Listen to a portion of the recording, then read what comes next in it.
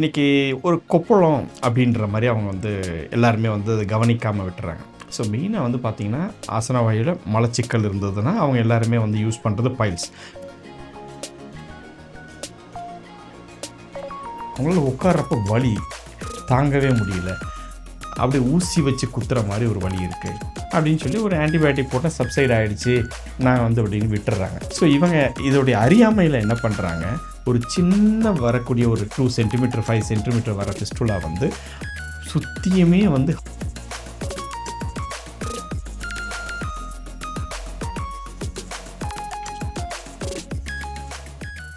மறுபடியும் வந்து வராதான்னா ஆயுர்வேத முறையில் பண்ணுறப்ப நிறைய பேருக்கு வரல. ஆனால் இப்போ ஒரு டிரைவர் இருக்கார், அவர் வந்து ட்ரீட்மெண்ட் பண்ணிட்டார், அது ஒரு 10 வருஷம் வராமல் இருக்கும். ஆனால் அவர் தொழிலை விட முடியல. ஏதோ ஒரு காரணத்தில் அவர் வந்து இந்த முறையை வந்து தவிர்க்க முடியாமல் அந்த தொழிலை அவர் பண்ணி தான் ஆகணும்.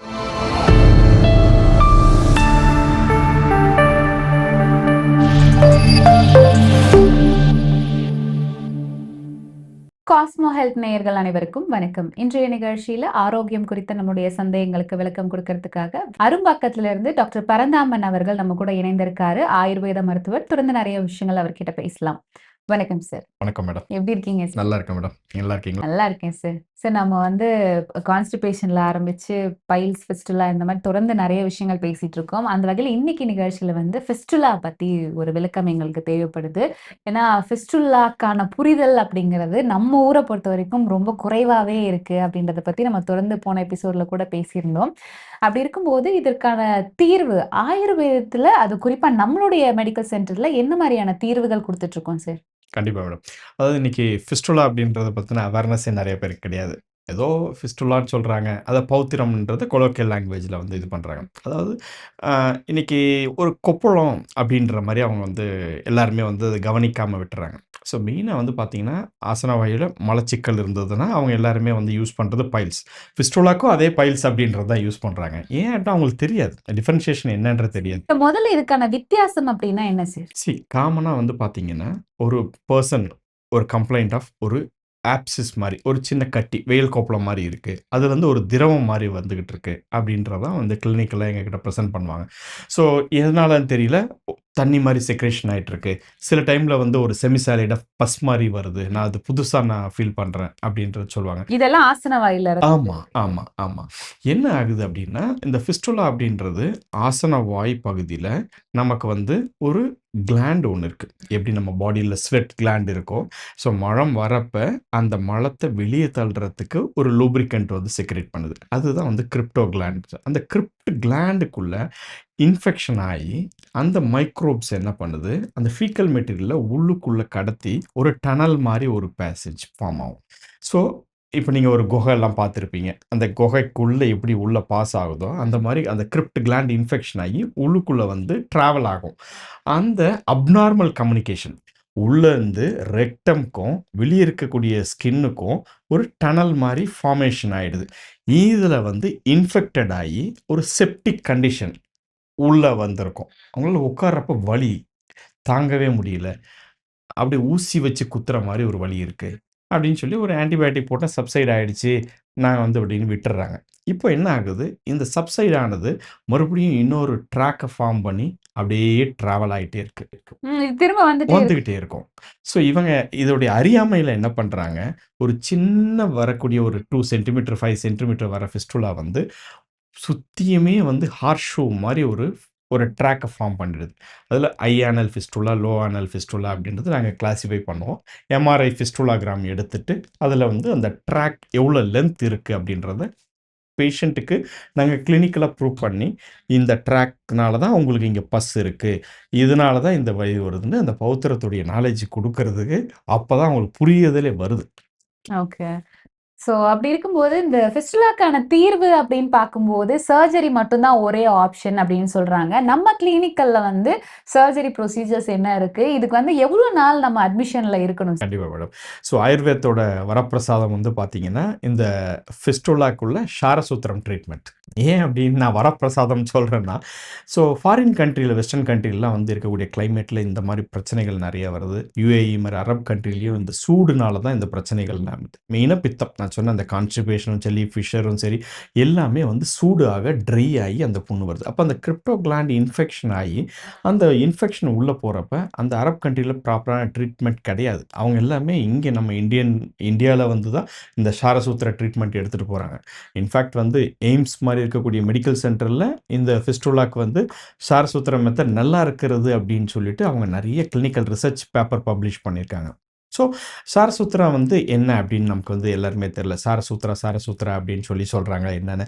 ஒரு த்ரெட் அப்படின்றது வந்து ஒரு சூத்திரம். அதுல வந்து அந்த சாரம் அப்படின்ற அல்கலை மெடிசின ப்ராப்பரா வந்து ஒரு ஒரு என்ன சொல்றது? ஒரு ப்ராசஸ். அந்த ப்ராசஸ் அப்படின்றது அந்த மெடிசின வந்து இத்தன நாள் வந்து அந்த மெடிக்கேட்டட் இதுல வந்து அந்த பிஹெச் வந்து அல்கலையா மாத்தி, அத வந்து ப்ராப்பரா ப்ராசஸ் பண்ணி, அந்த த்ரெட்ட வந்து ரெடி பண்றாங்க. அதுல வந்து ஸ்னுகி அப்படின்னு சொல்லக்கூடிய ஒரு சாரம், அதுல இருக்கக்கூடிய ஒரு ப்ராசஸ் நம்ம பண்ணி, அந்த மெடிசின வந்து யுவி ரேஸ்லயும், சன் ரேஸ்லயும் பட்டு அத ப்ராப்பரா பிரிசர்வ் பண்ணி, ஒரு அந்த ட்ராக்க வந்து த்ரெட்ட வந்து ரெடி பண்றாங்க. இந்த த்ரெட் வந்து உள்ளுக்குள்ள இருந்து அந்த கிரிப்ட் கிளாண்டுக்குள்ள போயி, இன்டர்னல் ஓப்பனிங், எக்ஸ்டர்னல் ஓப்பனிங் 2 இருக்கும் அந்த ஃபிஸ்டுலால.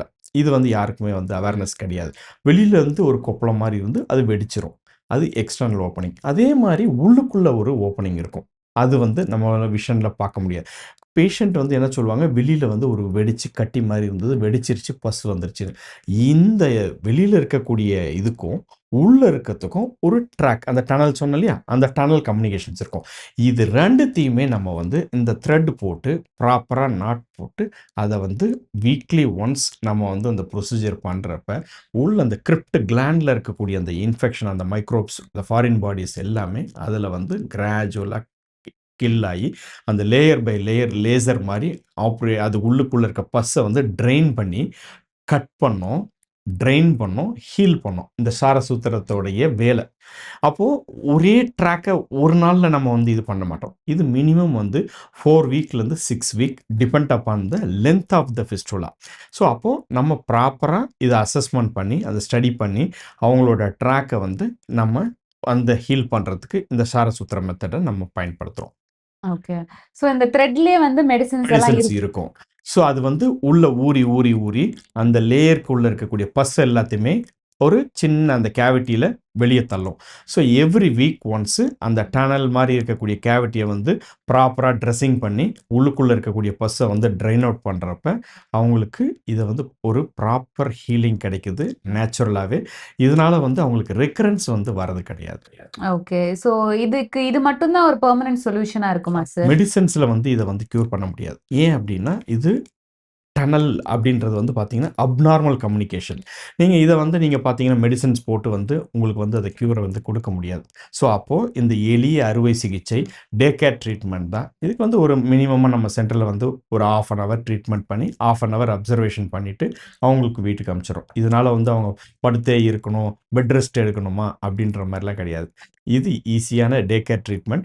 அதுக்கு அடுத்தது அவங்க நாள்லருந்து அவங்களுடைய வேலைகள வந்து அவங்க சுலபமா பார்க்குற மாரி ஒரு இதுதான் இருக்கும். அந்த நூல் இருக்கு, அந்த த்ரெட் இருக்கு. ஆமா. இப்ப அதுதான் கேட்க வந்தேன். இப்ப போஸ்ட் கேர் அப்படின்னு சொல்லும்போது என்னென்ன விஷயங்கள் பார்த்துக்கணும்? காமனா வந்து அவங்களுக்கு வந்து ப்ராப்பரா சிட்ஸ் பாத் பண்ணாவே போதும். ஏன்னா, அந்த உள்ளுக்குள்ள இருக்கக்கூடிய அந்த டெப்ரிஸ், பஸ் இதெல்லாமே வெளிய வரும். அந்த கேவிட்டில இருக்கக்கூடிய அந்த பஸ்ஸ வெளிய தள்றதுக்கு நான் முன்னாடி சொல்லியிருந்தேன். இந்த திரிஃபலா கஷாயம் போட்டு ப்ராப்பரா அந்த பேஷன்ல வந்து சிட்ஸ் பாத் பண்றப்ப, அந்த ஃபிஸ்டுலானால வரக்கூடிய அந்த கழிவு, அந்த கசடுகள், அந்த பஸ் எல்லாமே வந்து வெளிய போயிட்டே இருக்கும்.